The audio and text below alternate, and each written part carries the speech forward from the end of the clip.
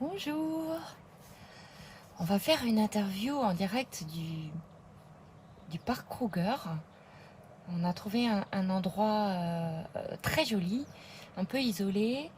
On n'a pas le droit de descendre du tout, donc nous on ouvre la porte quand on s'assure qu'il n'y a a priori pas de danger. Donc là on est près d'un point d'eau, on a des impalas qui sont en train de boire. Sur la petite île vous pouvez voir un croco. Et puis il y a des femelles koudous qui arrivent et dans peu de temps je pense qu'on aura une troupe de zèbres. On va pas pouvoir rester comme ça tout le long de l'interview malheureusement parce qu'il y a une dynamique de couleurs qui va être impossible à gérer vu le contraste entre l'extérieur et l'intérieur. Donc on vous montre juste comme c'est très très joli nos pauses déjeuner ou nos pauses interview pour aujourd'hui. Et ensuite on va se mettre dans Oscar.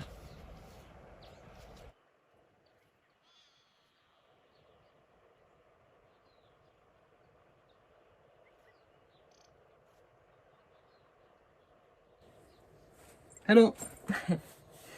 Donc quand nous étions à faire du volontariat avec nos petits singes, nous avons commencé à nous préoccuper du futur pour nous rapprocher, enfin pour venir au parc Kruger.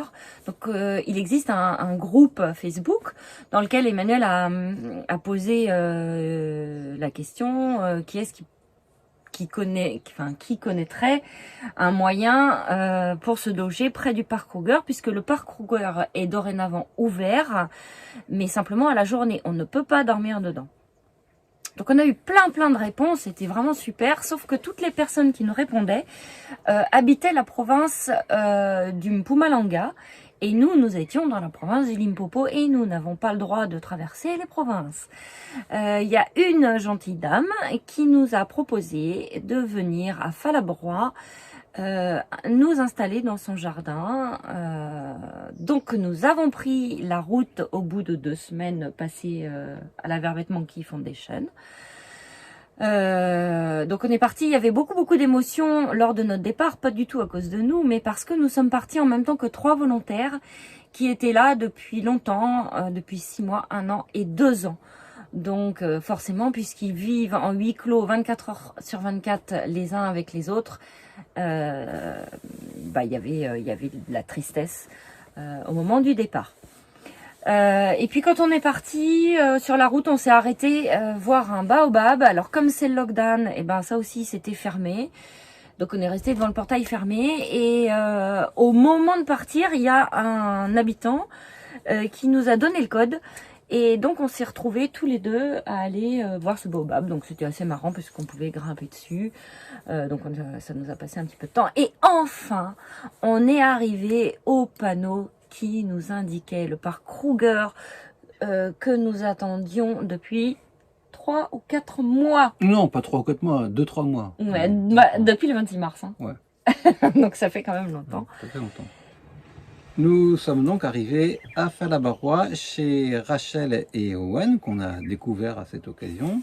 Donc très sympathique, accueil très sud-africain, avec beaucoup tout de suite d'intérêt pour le voyage et les animaux. Un couple original comme on en a vu d'autres, chacun dans son style. Et puis on était donc à Falabroix qu'on a découvert aussi avec plaisir. C'est une petite ville minière au départ. Donc il y a des mines qui génèrent beaucoup d'argent et qui ont été la justification de l'implantation de cette petite ville, qui est la petite ville la plus proche d'une porte d'entrée dans Kruger.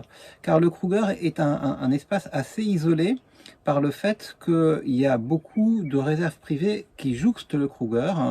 Et donc, en somme, toutes les villes sont à 10, 15, 20, 30, 50 km du Kruger, à l'exception de Falabroix qui touche le Kruger.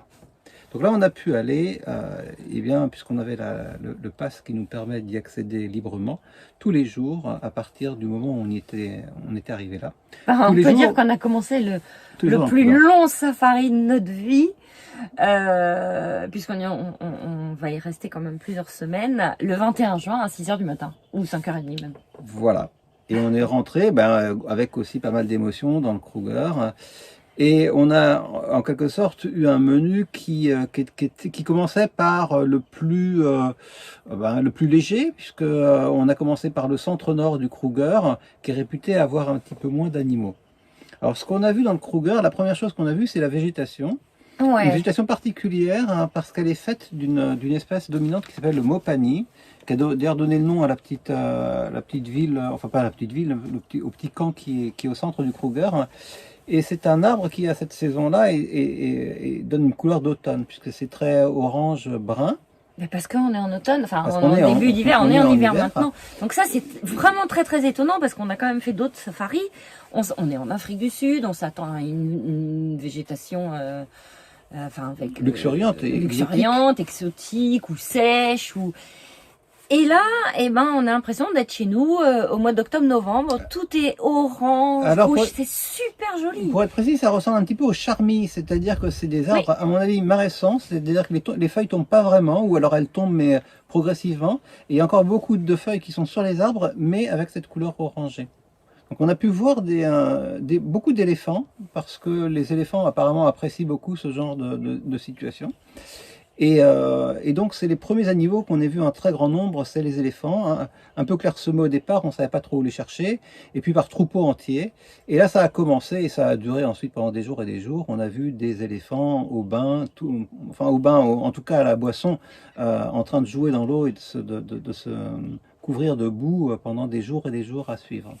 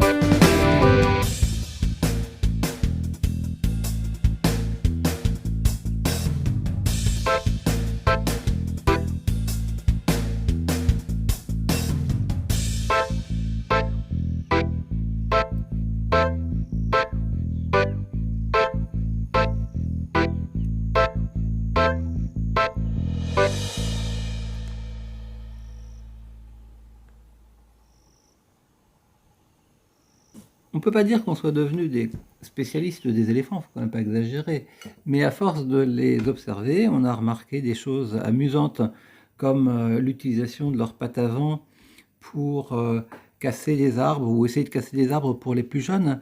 Et d'une manière un peu plus surprenante, hein, on a pu voir à quel point les éléphants se servaient de leur trompe dans les lits d'eau, dans les lits de rivières asséchés, pour arriver à trouver un petit peu d'eau à des endroits qu'on n'aurait pas soupçonné possible.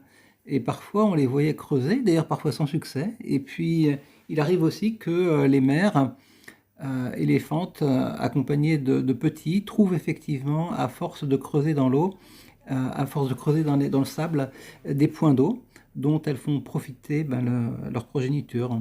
C'est des scènes assez amusantes. La deuxième chose qu'on ait vue en quantité importante, et c'était pour nous une bonne surprise parce qu'on n'avait pas vu tant que ça jusqu'à présent. Non. C'était des hippopotames Ouais. et des crocodiles, parce qu'il se trouve que dans le nord du parc, il y a, je crois, plus d'eau à cette saison-là que dans le sud, et donc il y a des cours d'eau qui sont assez abondants, des mares, et les hippos et les crocos sont là en abondance.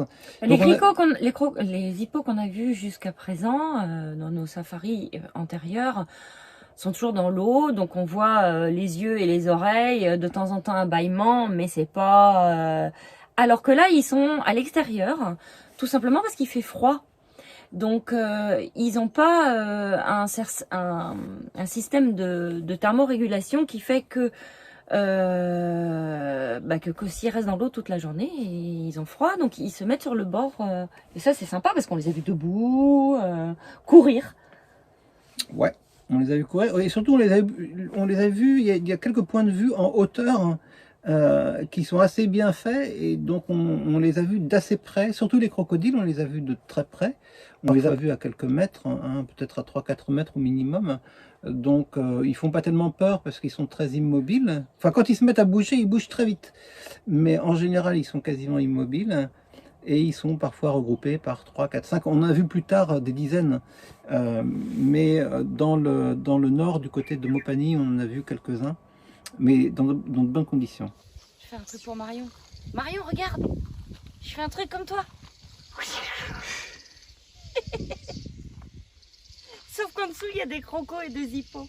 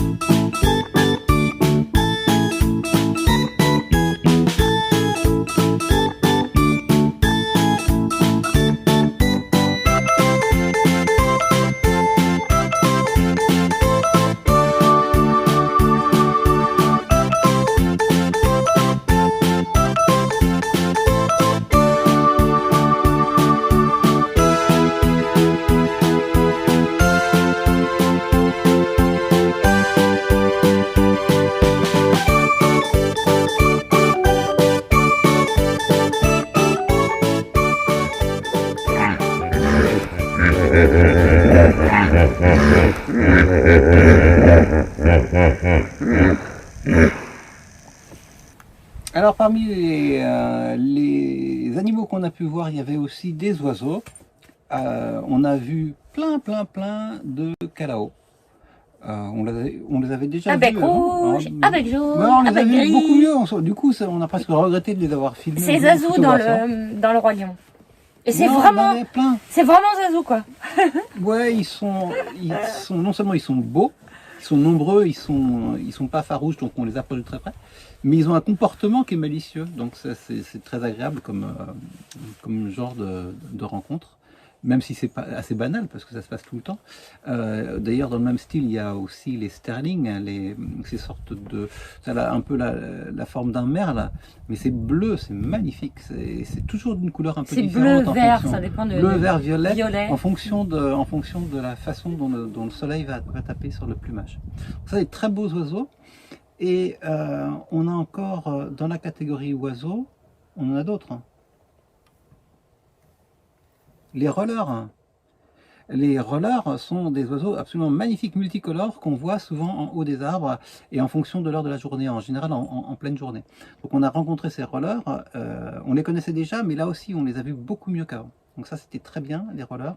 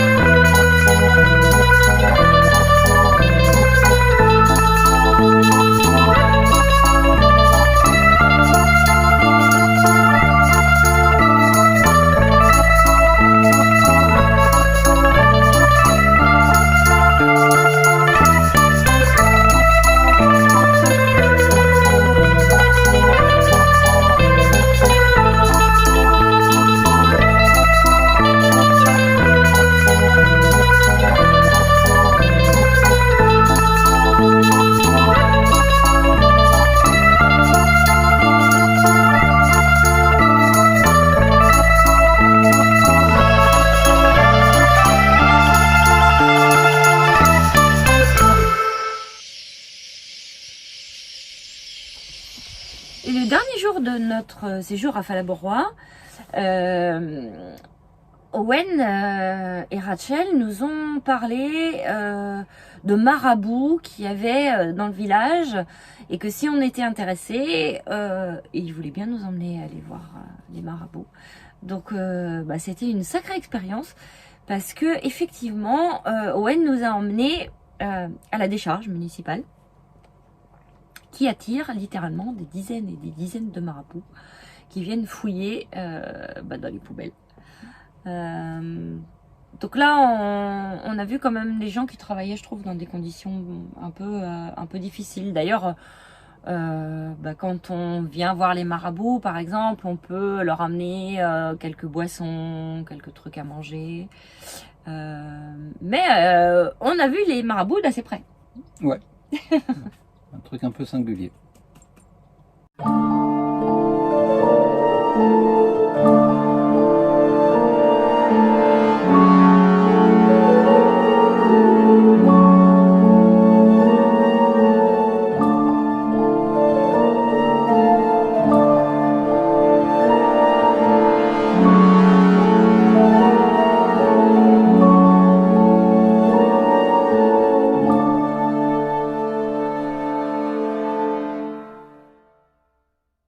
Une autre belle découverte de cet épisode Nord-Centre Kruger, c'était une troupe de hyènes qu'on a pu voir à plusieurs reprises le long de la route. On l'a en plus, comme ça a été le cas pour beaucoup d'animaux, ce sont des animaux qu'on a découverts tout seul. On n'avait pas besoin juste de s'empiler derrière 5 ou 10 voitures. La densité est très faible dans le parc. Et donc, c'était au bord de la route, c'est vrai. Et la route parfois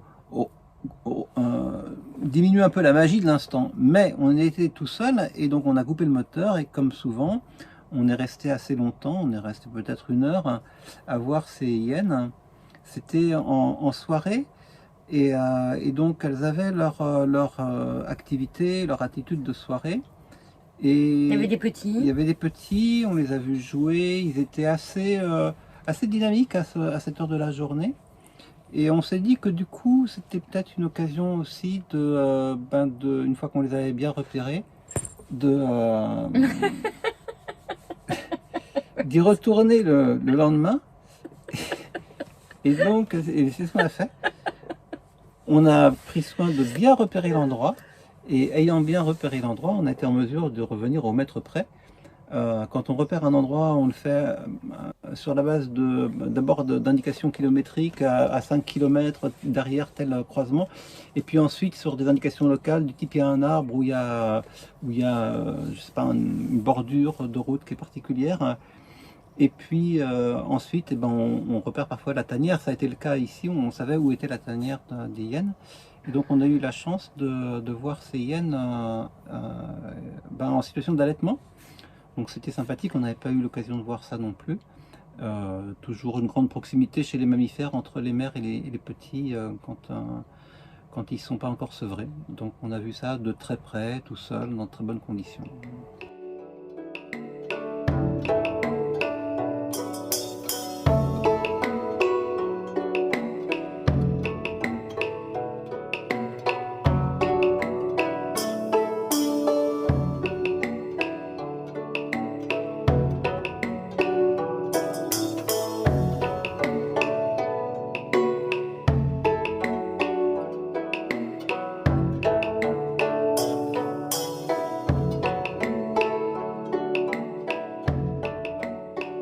On a vu aussi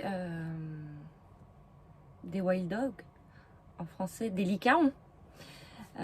Donc ça, on était contents aussi. Ils ne sont pas restés très longtemps, mais on a eu la chance de voir des lycaons.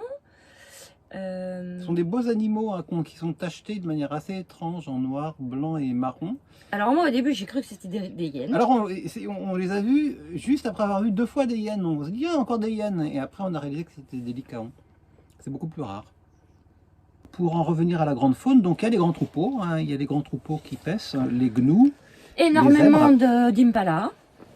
les impalas, c'est la base qu'on voit tout le temps. Souvent ils sont d'ailleurs ensemble, les impalas, les zèbres, les gnous. Les buffles, on a eu beaucoup de mal, on a fini par en trouver, mais ils étaient peu nombreux. Ils étaient par exemple moins nombreux que les éléphants. Alors les éléphants, on a vu parfois, nous on aime bien se rapprocher des pièces d'eau. Donc on traverse le parc, à ce moment-là il n'y a presque personne dans le parc, parce que c'est le bénéfice pour nous de la situation de confinement. On s'est arrêté un jour dans un des seuls restaurants qui était ouvert sous forme de take-away, donc on pouvait s'arrêter pour acheter des sandwichs ou de la nourriture rapide. À Mopani. À Mopani.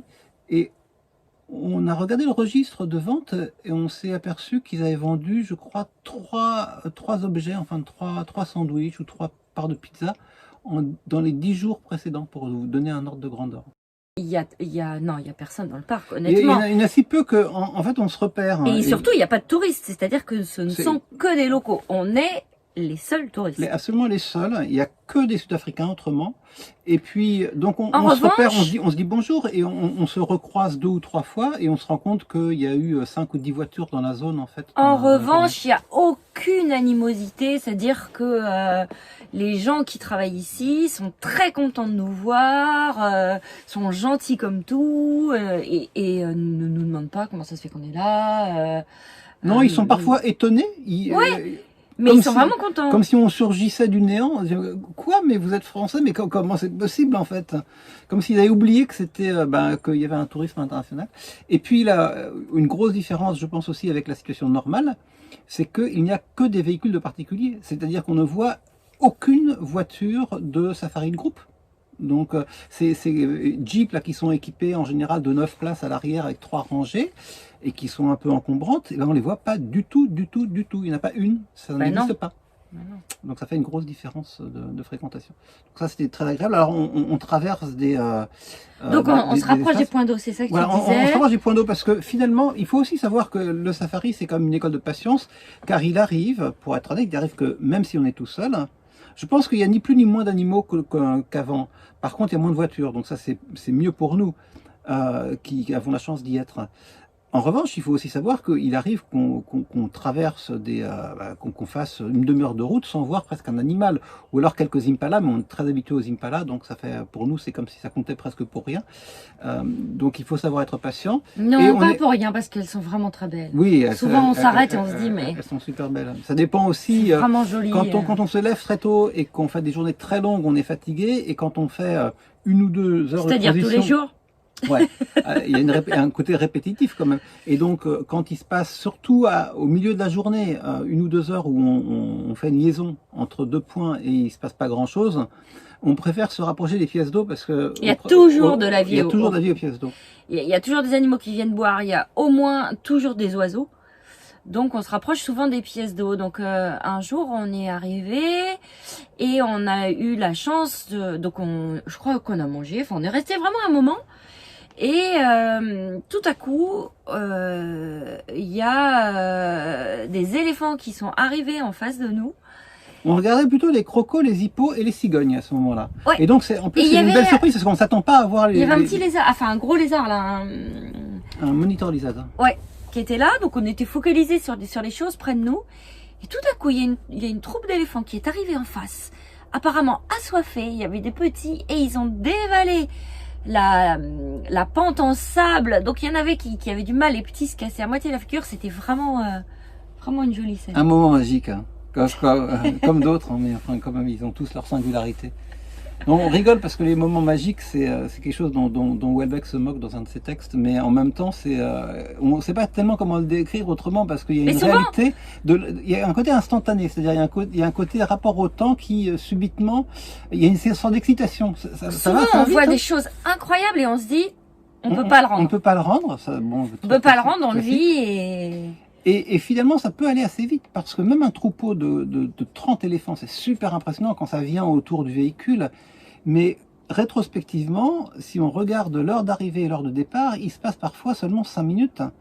Ça dépend du tempérament de la matriarche. Si la matriarche est pressée, elle va vite donner 2-3 coups de défense au retardataire. Elle va barrir c'est très puissant en fait le barrissement de l'éléphant pour dire allez c'est terminé les gamins on remballe et ils repartent aussi vite qu'ils sont arrivés. Donc parfois une descente à la rivière d'éléphants c'est très rapide.